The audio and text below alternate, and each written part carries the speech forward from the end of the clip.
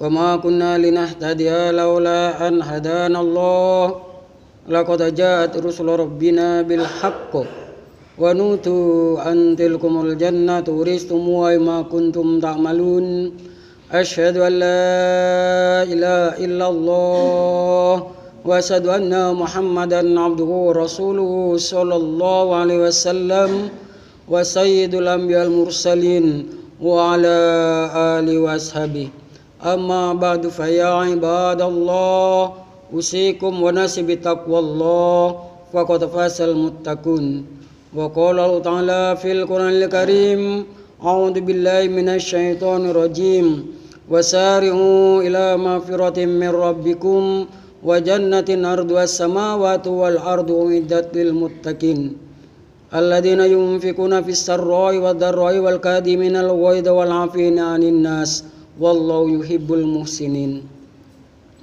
Para saudara jamaah sekalian, pertama-tama marilah kita panjatkan puja dan puji syukur kepada Allah Subhanahu wa taala atas segala limpahan rahmat, nikmat dan hidayahnya yang telah diberikan kepada kita semua, sehingga sampai saat ini Allah masih tetap memberikan kesempatan, kesehatan, kekuatan, keimanan dan kemampuan sehingga kita mampu menghadiri amrin jami' dalam keadaan sehat walafiat tanpa kurang satu apapun.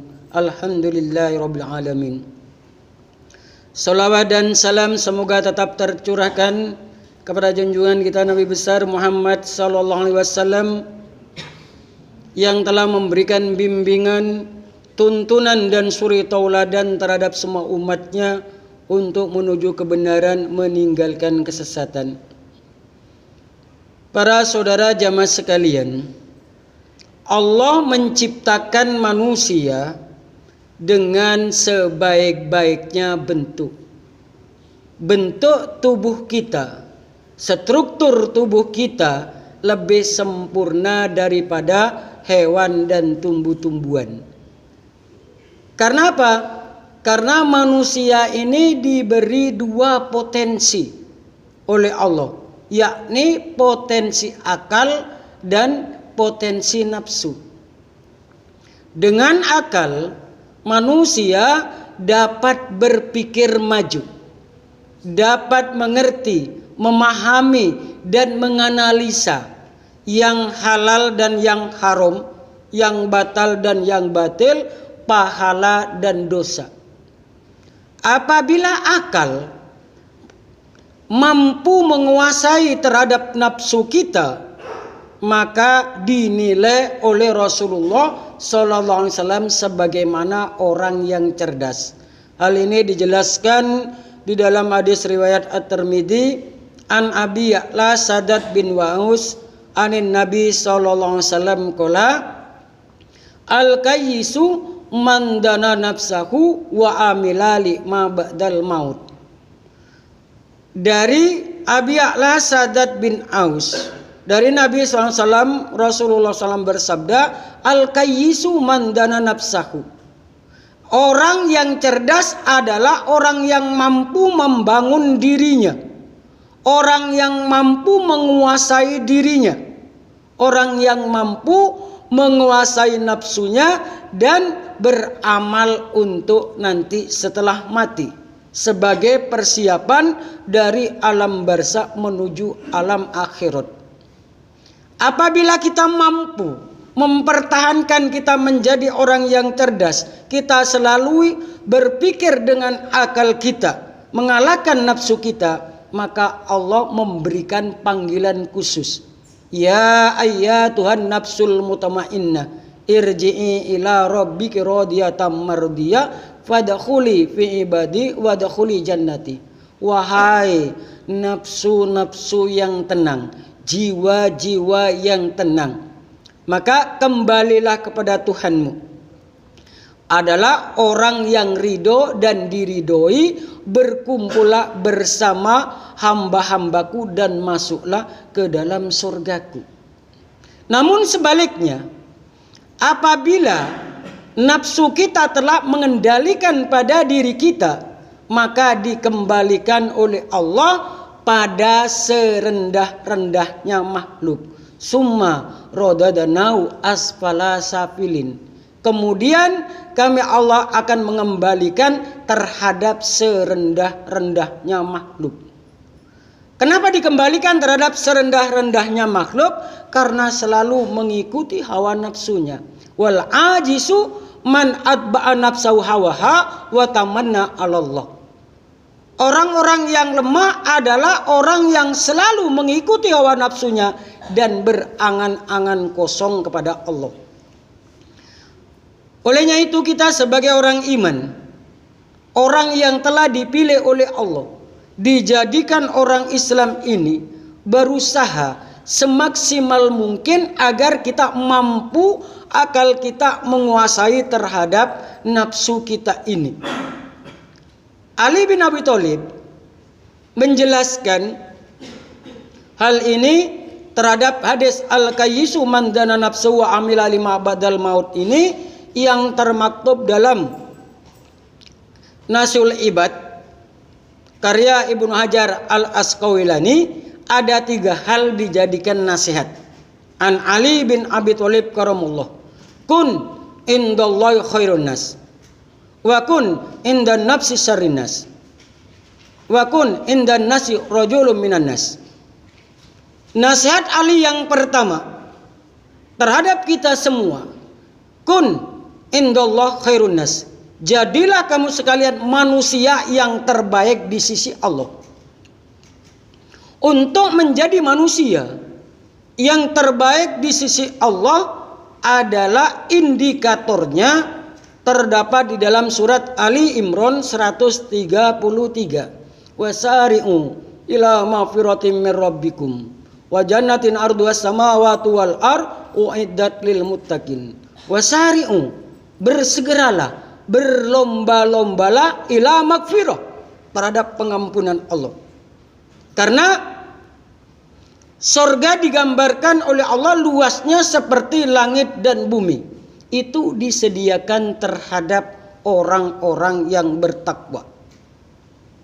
Nasihat yang kedua Ali bin Abi Thalib, wa kun indan nafsi sarinas, jadilah kamu manusia yang paling jelek menurut penilaianmu sendiri. Karena kita ini sebagai manusia yang tidak luput dari salah, banyak salah. Itu adalah manusia. Kullu bani Adam khota'un. Tiap-tiap anak Adam itu pasti salah. Nah, karena kalau kita mengaku diri kita paling jelek di antara sesama manusia, maka akan termotivasi untuk lebih berbuat baik pada selanjutnya. Kalau kita sudah menyatakan secara lebih baik dari itu, berarti itu sudah timbul riya, timbul sombong. Kalau sudah sombong, walaupun sebesar dzarrah, maka tidak akan bisa masuk ke dalam surga. Itu. Maka kenapa kita manusia? Manusia tidak lepas dari namanya dosa. Dan kita sebagai orang iman itu harus mampu mau memaafkan terhadap saudara-saudara kita yang mempunyai kesalahan.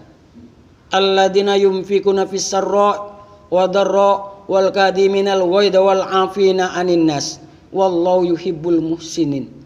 Jadi orang-orang yang menginfakkan hartanya dalam keadaan mudah, hartanya, rezekinya itu dimudahkan oleh Allah. Dan orang-orang yang menginfakkan hartanya dalam keadaan susah, melarat, sedikit sekali masih tetap infak karena menetapi dalil, paham. Alladzina yunfikuna mimma razaqnahum yunfikun. Jadi setiap mendapatkan rezeki maka sebagian harus diinfakkan walaupun sedikit. Umpamanya dapat 1000 diinfakkan 100 rupiah.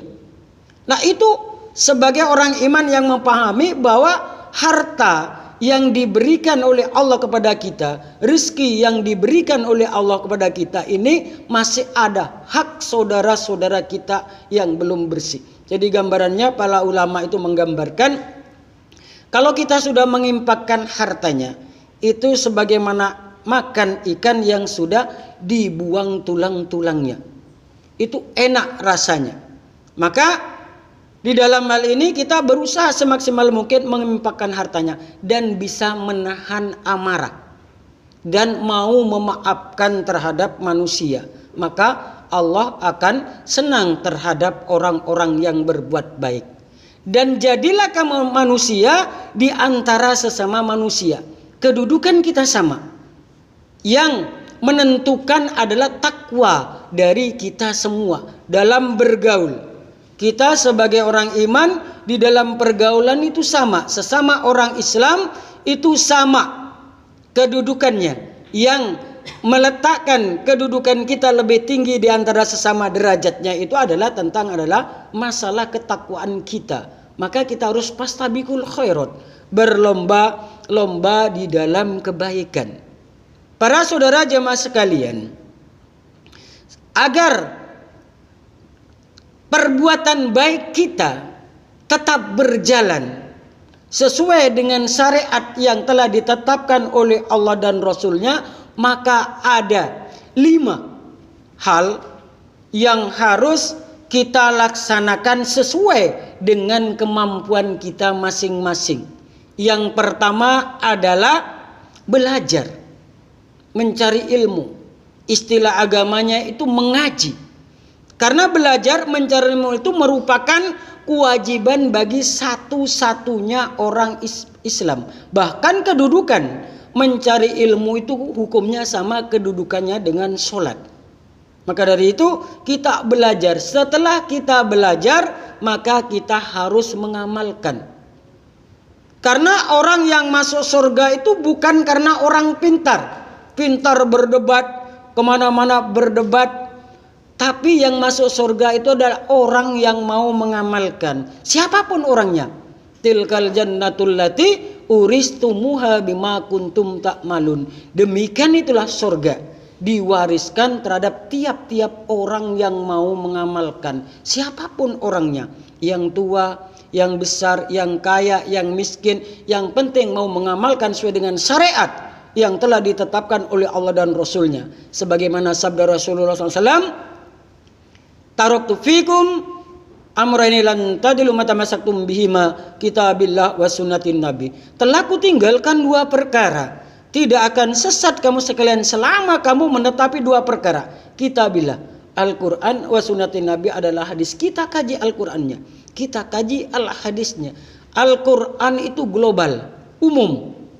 Sedang perinciannya sebagai bayan adalah hadisnya.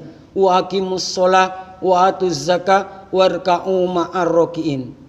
Dirikanlah solat, datangkanlah zakat, dan rukuklah bersama orang yang ruku. Ini tidak dijelaskan berapa solat duhur, berapa solat asar. Penjelasannya semua ada di dalam hadis. Maka kita kaji al-hadisnya, sehingga kita betul-betul paham. Kalau kita sudah mengaji al-hadisnya, apa yang kita dapat ilmunya, itu yang kita kerjakan. Jangan peduli omongan orang. Kita melaksanakan sholat, terus tidak sama dengan yang lainnya. Oh salah begitu. Tetap jangan istilahnya jangan kita membantah. Kita saja kerjakan. Dengarkan mereka bicara. Tapi tetap kita laksanakan apa yang telah kita peroleh dari guru kita. Karena ilmu itu harus dipelajari. Itu. Maka dan yang ketiga adalah berjuang. Berjuang itu dengan harta dan diri kita. Infiru hifafan wasikolan wa tujahiduna fi sabilillah bi amwalikum wa anfusikum.